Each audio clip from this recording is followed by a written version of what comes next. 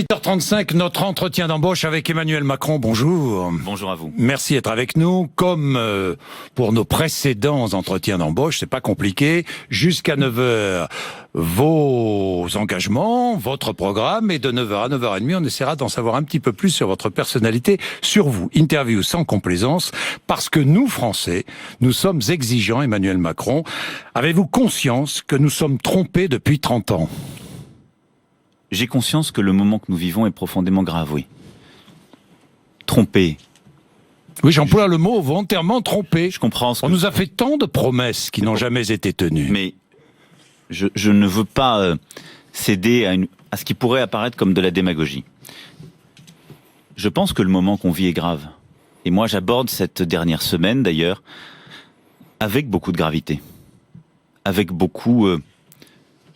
de préoccupation pour notre pays, avec une volonté, puisque je suis engagé dans cette bataille évidemment, une volonté de l'emporter, de convaincre, mais en même temps, extraordinairement conscient de la gravité de la situation et de la responsabilité qui est la mienne compte tenu de ce que vous venez de dire. Oui, il y a un soupçon qui s'est installé dans la vie politique, il y a un trouble, et donc on doit être à la hauteur. Et ça fait aussi partie de cela.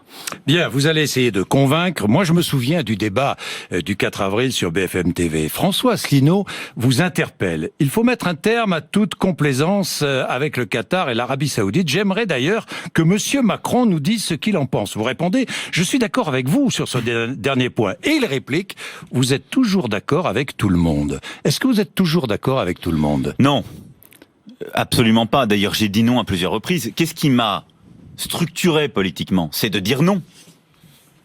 Quand j'ai été ministre, assez jeune, en charge de l'économie, de l'industrie, du numérique, et je suis venu à plusieurs reprises devant vous dans ces fonctions, j'ai dit non.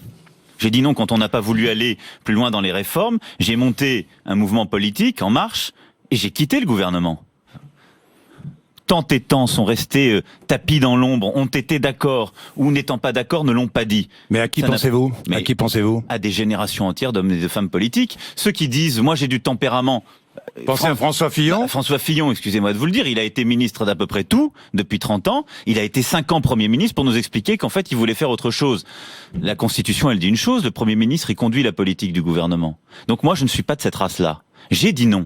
Mais je sais aussi la complexité du monde dans lequel on vit. Et donc, je ne m'interdis pas, quand autour d'une table on débat avec des gens qui sont mes adversaires dans cette élection, on est 11, et qui quelque chose est dit que je partage, de dire, je suis d'accord avec vous là-dessus. Je l'assume totalement. Et d'ailleurs, ce qui épuise notre vie politique, c'est qu'on puisse faire croire une seconde à nos concitoyens qu'on est en désaccord sur tout quand on est adversaire. C'est faux. Et d'ailleurs, c'est ce qui fait notre paralysie, notre immobilisme. Donc, je suis un homme de tempérament. J'ai dit non à plusieurs reprises et je continuerai à dire non. Et c'est ce qui me structure. Et j'assume pleinement d'avoir des convergences parce que elles sont du pragmatisme. Alors, Emmanuel Macron, nous allons parler de l'actualité internationale parce que c'est important. Oui. Et ensuite, nous parlerons de quelques mesures de votre programme. Nous parlerons politique aussi, et dans la deuxième partie, votre personnalité. Donc l'actualité, victoire d'Erdogan en Turquie, pouvoir renforcer, il envisage de réintroduire la peine de mort. Est-ce que ça veut dire qu'il faut maintenant stopper toute négociation sur l'adhésion de la Turquie à l'Union européenne ? Elle n'avancera pas dans les prochaines années de manière évidente. D'abord, il y a des contestations sur cette élection. Et je pense qu'il faut tout faire pour aider, soutenir les démocrates qui se battent, parce qu'il y a plusieurs centaines de milliers, voire millions de voix qui sont contestées dans le cadre de ce scrutin qui s'est joué à très peu. Donc là-dessus, moi, je ferai tout ce qui est en mon pouvoir, et je pense que collectivement, on doit tout faire pour aider ceux qui se battent sur le terrain sur ce sujet. Ensuite, cela marque une dérive du régime, une dérive autoritaire, on le voit bien, une sortie du cours de l'histoire de la Turquie. Non, mais répondez à Et donc, à ma je vous question. ai dit très concrètement, avec un régime qui prend ces décisions-là, on ne peut plus négocier. Il n'y aura aucune avancée d'adhésion à l'Union européenne.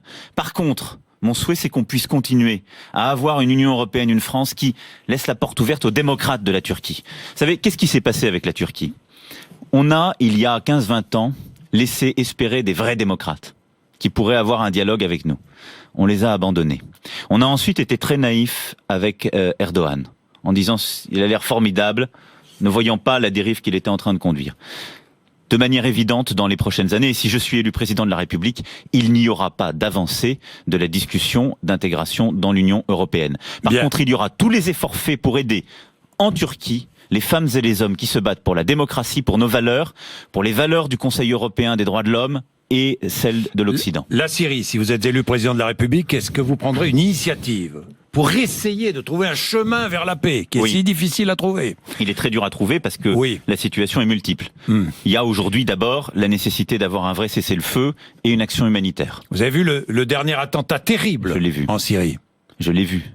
Et sur ce plan-là, il montre quoi? La nécessité enfin de ne rien céder à la naïveté ambiante. Moi, je ne suis pas un fasciné de Monsieur Poutine, comme trop de candidats dans cette élection. Ça n'est pas la Russie qui fera la paix en Syrie.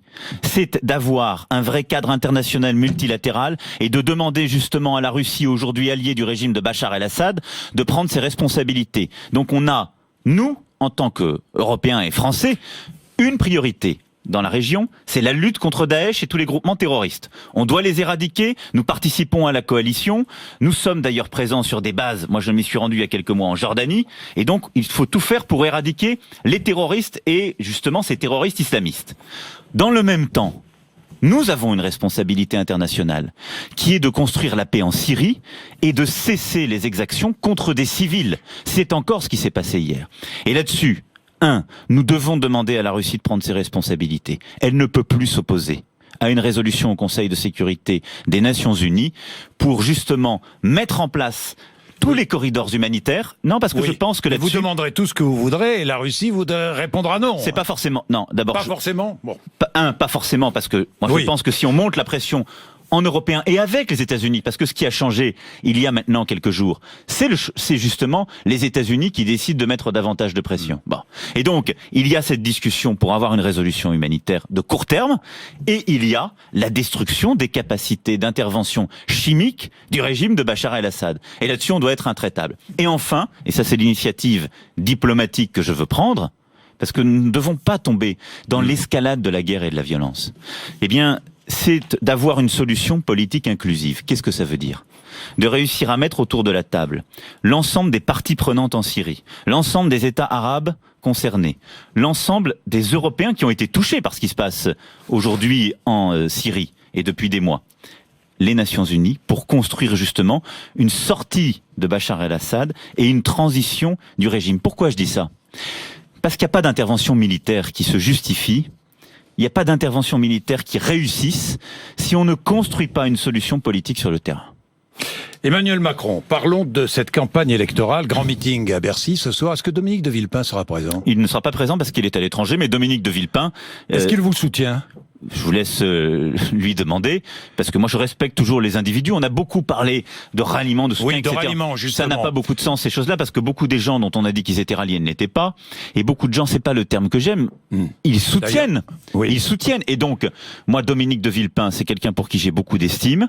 C'est quelqu'un avec qui je discute régulièrement. On s'est encore parlé, vous voyez, hier.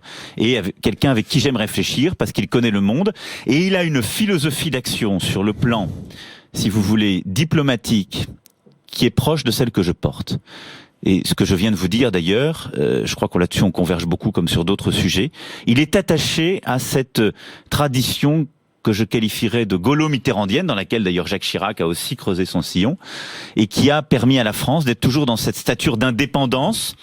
Il faudra construire aujourd'hui bien davantage avec l'Europe que naguère, mais qui en même temps a toujours permis à la France d'être écoutée, crédible, de ne céder à aucun néoconservatisme, mais en même temps de toujours défendre ses valeurs. Cette campagne électorale se tend dans les derniers jours, c'est un grand classique dans les campagnes présidentielles, mais là, plus que jamais, il y a des rumeurs qui courent ici ou là, et il y en a une qui affirme que vous auriez obtenu un héritage de plusieurs millions d'euros accordé par Henri Herman. Vous avez entendu parler de ça? Mais j'entends parler de tout, vous savez. Il y a donc un héritage caché, j'ai des comptes dans des paradis fiscaux, tout et tout. Pourquoi? Parce que vous avez dans cette campagne 2 responsables politiques qui ont des ennuis judiciaires, des vrais, et qui sont livrés justement à leur propre turpitude. Et ils ont des soutiens, parfois même ce sont des journalistes, paraît-il. C'est étonnant la vie. Qui justement font passer des bruits de ce type. Quels journalistes? Laissez-les à leur propre turpitude. C'est faux. Je vous le dis. Je n'ai, et dès mardi d'ailleurs, j'ai demandé à ce que le notaire de cette personne qui était un ami cher et qui est décédé il y a quelques mois puisse communiquer de manière officielle. Vous savez, quand on a quelque chose, c'est totalement faux. Emmanuel Macron. C'est totalement faux. C'est totalement faux. Vous savez, l'argent que j'ai gagné dans ma vie, oui. Je l'ai gagné. Oui. J'ai travaillé pour gagner. Toujours. Est-ce que vous l'avez bien géré? Non, on parlera de ça tout à l'heure. Je l'ai très bien géré. Enfin, si vous voulez être mon conseiller en patrimoine, pas du tout, je vous prends, je vous prends dès demain dans cette fonction. Mais en tout cas, moi, je n'ai jamais eu de cadeau caché. Je n'ai jamais eu de prébande. Oui. L'argent que j'ai gagné, je l'ai gagné et j'ai toujours traqué dans ma vie les conflits d'intérêts. Quand j'étais dans le privé, en étant dans le public. C'est ma façon de faire. Je n'ai pas peur des gens qui réussissent. J'aime, si vous voulez, les gens qui se battent. Moi, je sais d'où je viens et je sais où je veux aller. Et donc, je me suis toujours battu dans la vie. Ce que j'ai réussi à obtenir parce que j'ai jamais compté mes efforts. Et c'est pour ça que vous m'avez toujours entendu aussi tenir le même discours. Je veux, dans notre pays, qu'il y ait des gens qui puissent réussir. Je veux, dans notre pays, qu'il y ait des gens aussi qui puissent échouer et se relever. Qu'on puisse protéger les plus faibles. Mais ce qui est insupportable, c'est que dès qu'il y a quelqu'un qui sort son nez et que d'autres ont des vrais ennuis, sous le contrôle de la justice, eh bien on essaie de le salir. On le fait depuis des mois. Donc vous pensez, s'il y avait vraiment des faits comme celui-ci, les juges qui se sont intéressés à plusieurs reprises à mon cas, étant saisis par des associations, des particuliers ou autres, l'administration fiscale, la haute autorité de la transparence de la vie publique, toutes ces structures l'auraient déjà montré et je serais, comme d'autres, déjà devant la justice. Est-ce que vous si ce n'est pas le cas, c'est que je suis probe. Est-ce que vous nommerez une femme Premier ministre? Ça n'est pas l'objectif et c'est pas le service qu'on peut rendre aux femmes. Bon.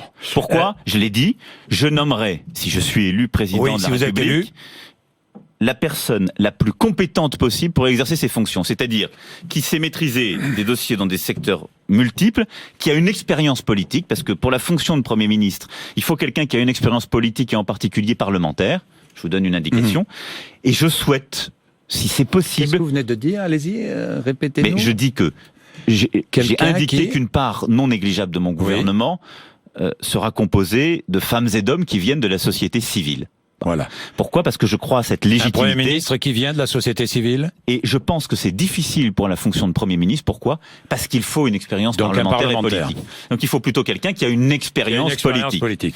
Ensuite, si possible, et ce sera mon souhait, que ça puisse être une femme. Mais vous savez, moi j'ai toujours promu, et je continuerai à le faire, et j'aurai un gouvernement paritaire, les femmes en fonction de leur mérite et pas parce que ce sont des femmes. Bien, pourquoi ne souhaitez-vous pas que François Hollande vous soutienne? Mais je n'ai jamais exprimé les choses ainsi. Ah bon?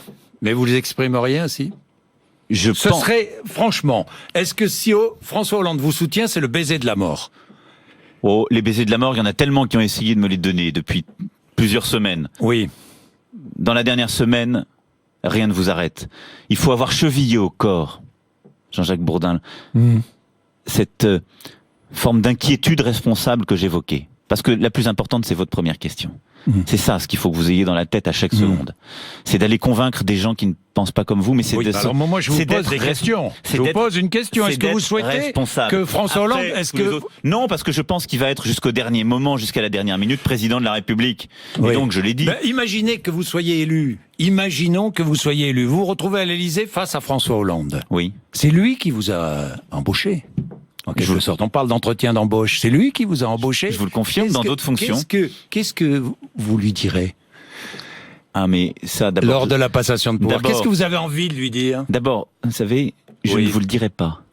Mais vous avez réfléchi à ça? Est-ce que vous avez réfléchi? Non, j'ai réfléchi à convaincre chaque étape se passe l'une après l'autre. Je n'ai pas la disponibilité psychologique, mentale pour réfléchir à cela. Ce que je vous dis, c'est que jusqu'à la dernière seconde, moi je serai dans cette bataille, et jusqu'à la dernière seconde, le choix qui a été le sien en décembre dernier, c'est de présider.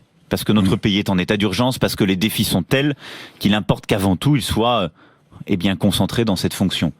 Ensuite, pour ce qui relève de la suite, j'y réfléchirai en temps voulu, et ce qui relève des discussions personnelles, reste dans le champ des discussions personnelles. Aujourd'hui, il y a beaucoup trop de femmes et d'hommes politiques qui oublient que ce qui est personnel doit le rester. Est-ce que Jean-Luc Mélenchon est un candidat d'extrême gauche? D'évidence. D'extrême gauche.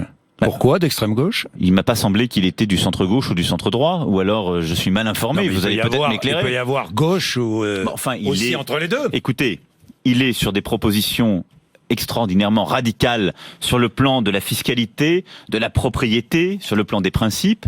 Il est proche de régimes qui revendiquent justement cette appartenance. Donc oui, il est d'extrême gauche. Le discours qu'il tient d'ailleurs sur le plan international, sur le plan de l'Europe ou autre, est exactement le discours du Parti communiste français des années 50. Celui qui consiste à promettre la paix, mais c'est la paix de Moscou qu'il propose simplement. Moscou a un peu changé de visage, il n'est pas plus enviable. Mais oui, il est d'extrême gauche, d'évidence. Mais après, bien. moi, alors, regardons votre programme. C'est un fait. Bon. Après, les gens décident en fonction de la personnalité. Regardons votre programme. Quelques points qui méritent précision. 35 heures, négociation avec les syndicats dans les entreprises ou les branches. Oui. On est bien d'accord. Si accord, l'entreprise déroge aux règles du temps de travail. Oui. Oui, clairement.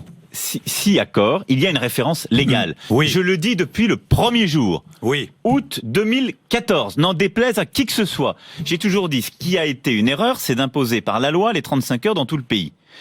Néanmoins, aujourd'hui, si je vous disais on va mettre à 37, 39 ou 41 heures dans la loi, on ferait la même bêtise. Parce que les 35 heures, il y a des tas de secteurs où ça marche très bien. Donc les 35 heures restent la référence légale pour tout le monde dans la loi. Et c'est le seuil de déclenchement des heures supplémentaires.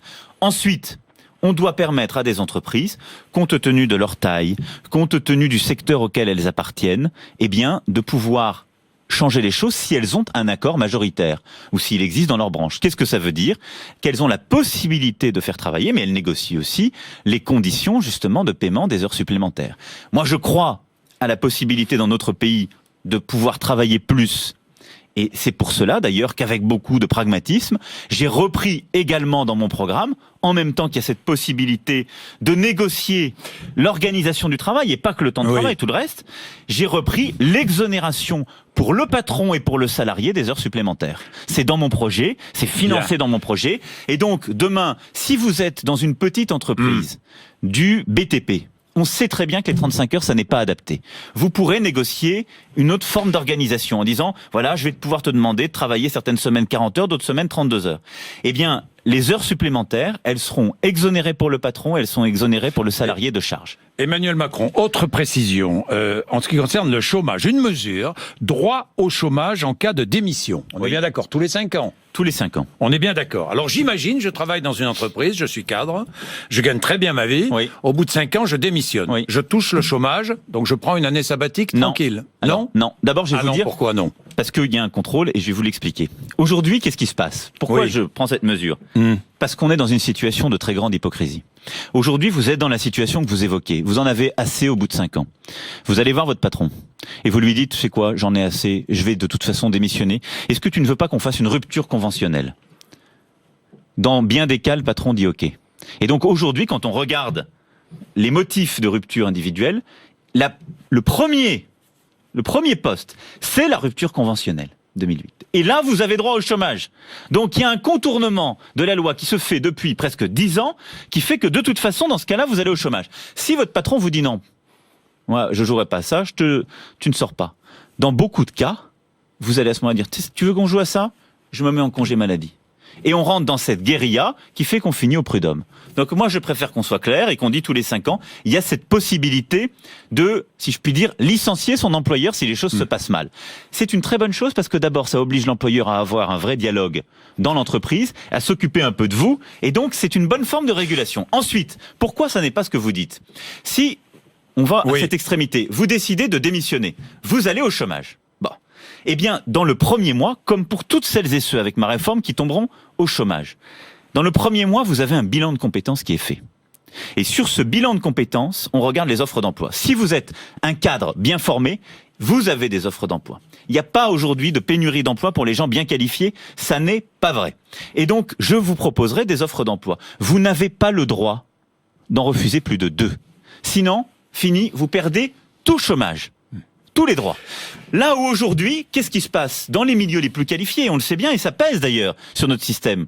Eh bien, soit par la rupture conventionnelle, soit par tel ou tel autre système, eh bien, je me mets au chômage, ou je bénéficie de la rupture, et en effet, comme c'est un droit au chômage, comme j'ai cotisé, eh bien, je vais pouvoir faire le tour du monde. C'est quelques cas, hein, c'est rare, mais ça existe.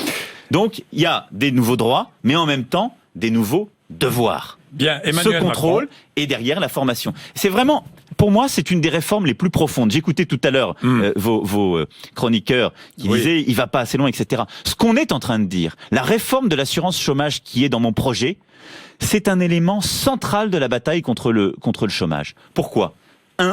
Parce qu'on n'en fait plus une assurance que vous payez vous comme salarié. C'est l'impôt qui la paye. Plus d'assurance chômage payée sur votre salaire, je supprime, c'est la CSG qui paiera. 2, c'est universel. Si vous êtes artisan, commerçant, agriculteur, entrepreneur, aujourd'hui, vous n'avez pas droit au chômage. Vous y aurez droit. 3, parce que maintenant ça devient tripartite comme la maladie. Droits et devoirs. L'État va vous contrôler. Et vous pourrez plus me dire, vous n'avez pas le droit de me contrôler, j'ai un droit au chômage. Non. Contrôle. Dès le début. Et 4, un système de formation. Parce que la clé, c'est qu'on a presque 2 millions de chômeurs, jeunes chômeurs ou chômeurs de longue durée, qui n'ont pas les qualifications pour pouvoir reprendre un métier. Et donc, je fais un gros investissement dans la formation, je mets 15 milliards d'euros, je change en profondeur le système de formation professionnelle qui est fait pour bien former les gens déjà bien formés. Pour aller justement former les chômeurs. Emmanuel Macron, nous allons parler de Mohamed Saou. Je voudrais quand même que nous ayons quelques précisions. Tout à l'heure, après 9h, je vais vous parler de votre personnalité, les questions que m'ont posées des auditeurs pour vous, et je ne les oublie pas, et puis votre personnalité, juste après cette petite pause de 3-4 minutes. À tout de suite. Retrouvez l'appli BFM TV